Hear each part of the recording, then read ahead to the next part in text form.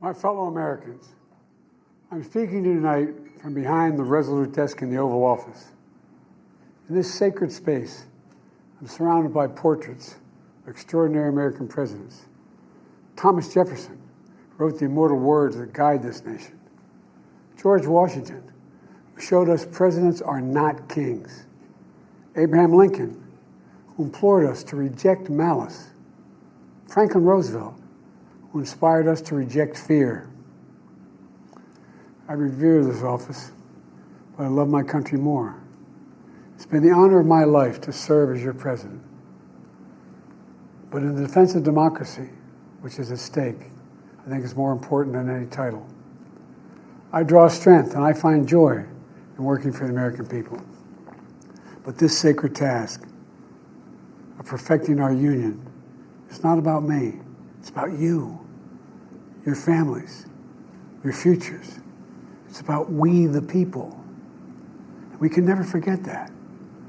And I never have. I've made it clear that I believe America is at an inflection point. One of those rare moments in history when the decisions we make now will determine our fate of our nation and the world for decades to come. America's going to have to choose between moving forward or backward, between hope and hate, between unity and division. We have to decide, do we still believe in honesty, decency, respect, freedom, justice, and democracy? In this moment, we can see those we disagree with not as enemies, but as fellow Americans. Can we do that? Does character in public life still matter? I believe I know the answer to these questions because I know you, the American people. And I know this: we are a great nation because we are good people.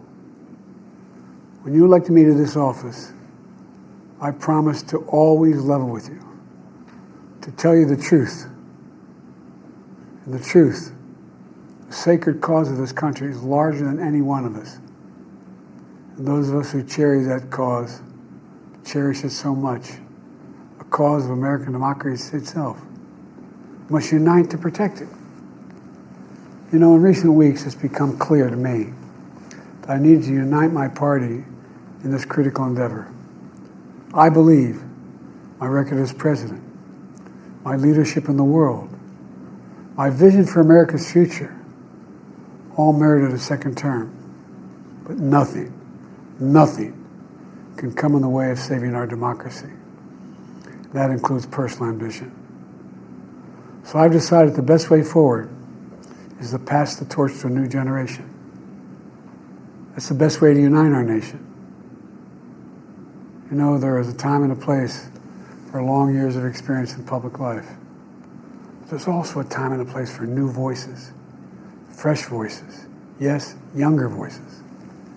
And that time and place is now. Over the next 6 months, I'll be focused on doing my job as president. That means I'll continue to lower costs for hardworking families, grow our economy. I'll keep defending our personal freedoms and our civil rights, from the right to vote to the right to choose. I'll keep calling out hate and extremism. Make it clear there is no place in America for political violence or any violence ever, period. I'm going to keep speaking out to protect our kids from gun violence, our planet from climate crisis that is the existential threat. And I will keep fighting for my cancer moonshot so we can end cancer as we know it, because we can do it. And I'm going to call for Supreme Court reform because this is critical to our democracy, Supreme Court reform. You know, I will keep working to ensure America remains strong and secure and the leader of the free world. I'm the first president in this century to report to the American people that the United States is not at war anywhere in the world. We'll keep rallying a coalition of proud nations to stop Putin from taking over Ukraine and doing more damage. We'll keep NATO stronger, and I'll make it more powerful and more united than any time in all of our history. I'll keep doing the same for our allies in the Pacific. You know, when I came to office, the conventional wisdom was that China would inevitably surpass the United States. That's not the case anymore. And I'm going to keep working to end the war in Gaza, bring home all the hostages, and bring peace and security to the Middle East and end this war. We're also working around the clock to bring home Americans being unjustly detained all around the world. You know, we've come so far since my inauguration. On that day, I told you, as I stood in that winter, we stood in a winter of peril and a winter of possibilities. Peril and possibilities. We were in the grip of the worst pandemic in a century. The worst economic crisis since the Great Depression. The worst attack on our democracy since the Civil War. But we came together as Americans, and we got through it. We emerged stronger, more prosperous, and more secure. Today we have the strongest economy in the world, creating nearly 16 million new jobs, a record. Wages are up. Inflation continues to come down. The racial wealth gap is the lowest it's been in 20 years. We're literally rebuilding our entire nation, urban, suburban, rural, and tribal communities. Manufacturing has come back to America. We're leading the world again in chips and science and innovation. We finally beat Big Pharma after all these years to lower the cost of prescription drugs for seniors. And I'm going to keep fighting to make sure we lower the cost for everyone, not just seniors. More people have health care today in America than ever before. And I signed one of the most significant laws helping millions of veterans and their families who were exposed to toxic materials. You know, the most significant climate law ever in the history of the world. The first major gun safety law in 30 years. And today, the violent crime rate is at a 50-year low. We're also securing our border. Border crossings are lower today than when the previous administration left office.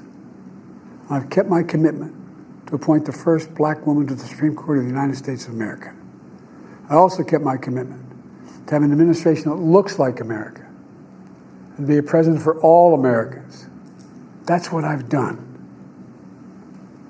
I ran for president 4 years ago because I believed and still do that the soul of America was at stake. The very nature of who we are was at stake.